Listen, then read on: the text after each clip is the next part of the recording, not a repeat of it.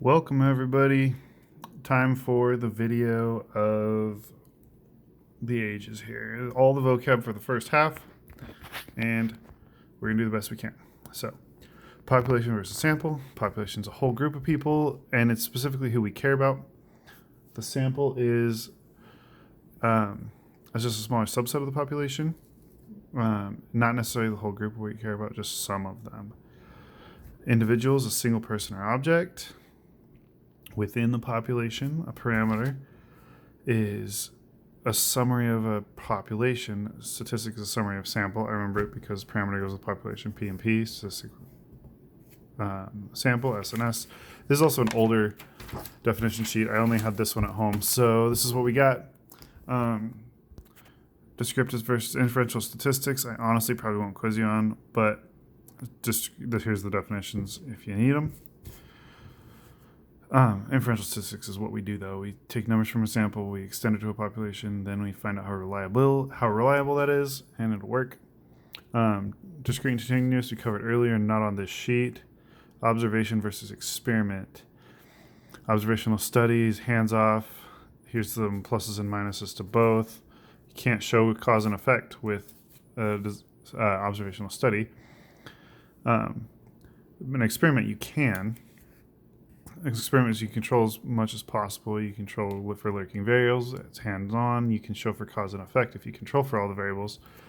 But it can be immoral. We have plenty of examples where experiments probably shouldn't be done on people because of health reasons or things like that. Confounding and lurking variables are pretty much similar words. A lurking variable is a third variable that affects both of our current things. This is like an example where the implication is sunscreen causes skin cancer because there's higher rates, but that's not really true because sun exposure is involved in both of those variables. So sun exposure is a lurking variable. And this experiment is what's called confounded. It's confused. Confounding is another word for confusing. So confounding variable is a confusing variable. It's another word for lurking variable. Census is a summary of every member of your population. We move on to random sampling. All three of those, please. If you're going to do this on the AP test, use a sampling frame. You have to talk about all three of these too. Numbered list, describe the random tool you use, talk about repeats. If you don't talk about those things, all three of those things, you will miss parts of those questions. Other types of sampling. Systematic sampling is awesome because you don't need a frame. You can take every certain amount of person that walks through. You can count off your list every fifth person or every fifth item or something like that. That's a systematic sample. The thing is you need to start on a random number. You can see right here in my example. Random 1 through 9 for starting my starting position. Cluster sample. You randomly select one or more groups and sample everybody in those groups. You must randomly select the groups. If you don't randomly select the groups, you don't have a cluster sample. So this little picture is taking one whole group. A stratified sample.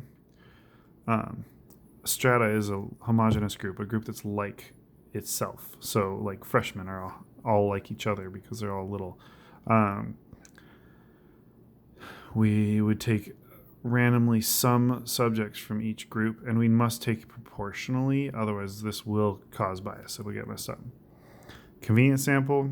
Self-selecting, I called it a voluntary response in ours. It's actually, voluntary response is the more common name for it. But convenient samples are bad news. You get biased samples often. Multi-stages, if you sample more than one thing. Moving onwards. Trying to keep this video less than forever. Bias is when the sample you take doesn't represent your population accurately. Sampling bias is bias that occurs because you used a bad sampling method, basically because you used a convenient sample. You didn't think while you were doing it. You didn't use randomness. Non-response bias that occurs because of a lack of responses. You're not getting enough back. So you do a mail-in survey and everyone throws their mail away. Something like that. Response bias is the most complicated one. Bias that occurs because of a question wording or subjects lying. If you give too open a question, and like I use the example, how do you feel about pets? It's way too vague. Anyone could respond anything. I love pets. I hate pets. I like dogs, but I don't like cats. Like, I don't even know what I'm looking for. That's a confusing question. Better if you want a pet, yes or no. There you go. 2 answers. You can work with that. Also, you don't, if you ask someone face to face a personal question or an embarrassing question, they may not want to answer honestly. That would also cause response bias.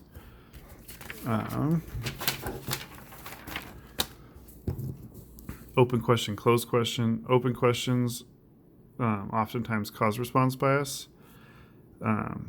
You can have, it's like a free response. Closed question is like a multiple choice with very few answers you can use. We don't need those. Undercoverage is a word. It's kind of like bias. It's just talking about when a portion of your population is underrepresented. Maybe, in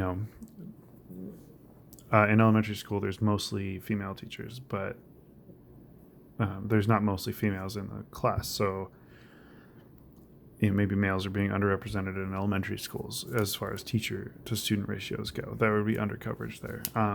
Not a great example, but just anytime a portion of your population is. Oh, and then we're on to new stuff. Have a good one, everybody. Enjoy the video and possibly a Rocket League video coming up soon.